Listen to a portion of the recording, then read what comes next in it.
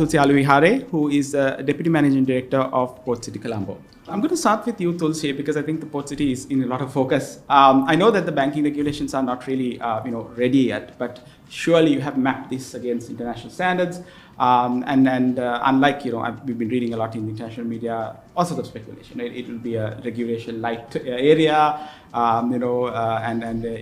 anything will go. But I'm sure that we are looking at a much more responsible kind of center as well.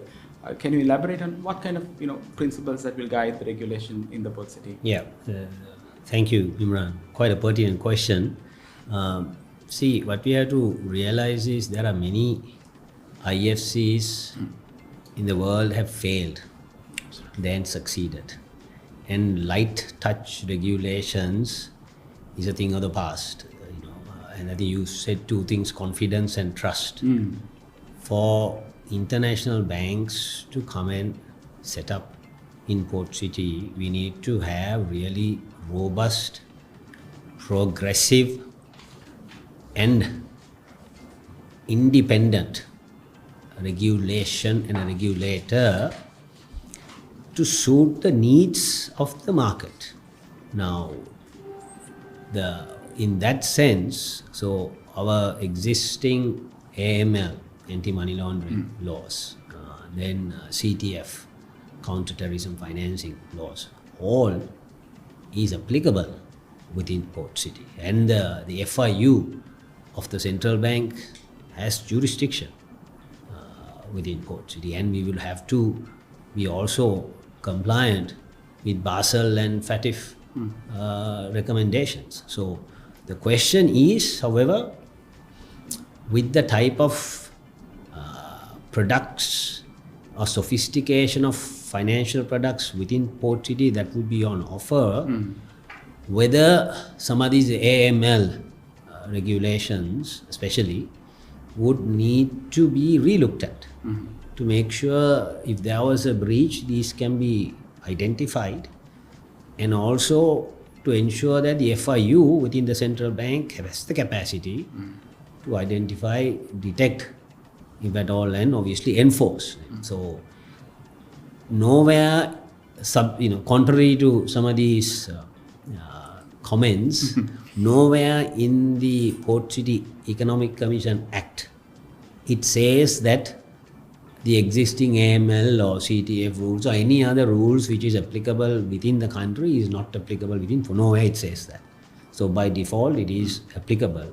But however, what I want to more emphasize is that, as you correctly said, suitable regulations to suit the current context and what is on offer is important. Because, let me give you an example. So globally, internationally, banks look for more principles-based regulations, rules, whereas we are at the moment mostly operating on rules-based. So they look for a jurisdiction whether we are familiar with. Advantage is that we are a common law jurisdiction. Yes. But new laws needs to be drafted under principle-based regulation. The question is, probably both of you can answer later, is that under the existing Banking Act of 1988, can these progressive regulations can be drafted?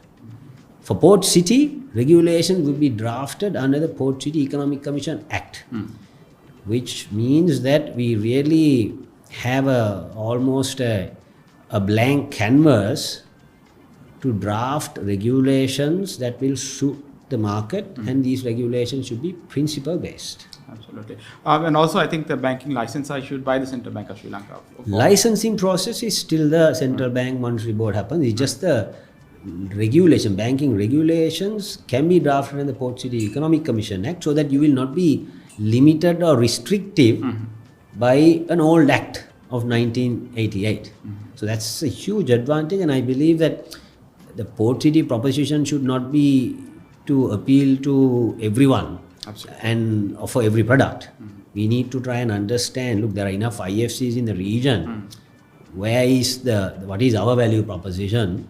And then obviously the regulation drafting also should be a bit more market driven to test the waters, and because we have the opportunity, and then draft regulation rather than draft regulations and go to market to realize it is a bit disjointed or not. How much will the Port City be integrated with the general economy of the country? So the example I'm just mentally thinking of is what happened with Labuan, right? That was not fully integrated with Malaysia versus say in London, say Hong Kong, which is the entire territory is one effective this thing. How you're looking at is there integration? So like Singapore, Hong Kong, as you quietly said, they are an IFC itself, but those have taken half a century to really evolve. A good example is DIFC, which is a ring-fenced an IFC, which was a success story within 10-15 years. So Port City is a multi-services special economic zone. Financial services would be one aspect of it, and it is ring-fenced in sense, right? However, in order to get the benefits for outside Port City in Sri Lanka, the question is how does that happen? Is purely from supply chain, because any goods or services supplied to Port City from Sri Lanka is deemed export, and you get remunerated in foreign currency.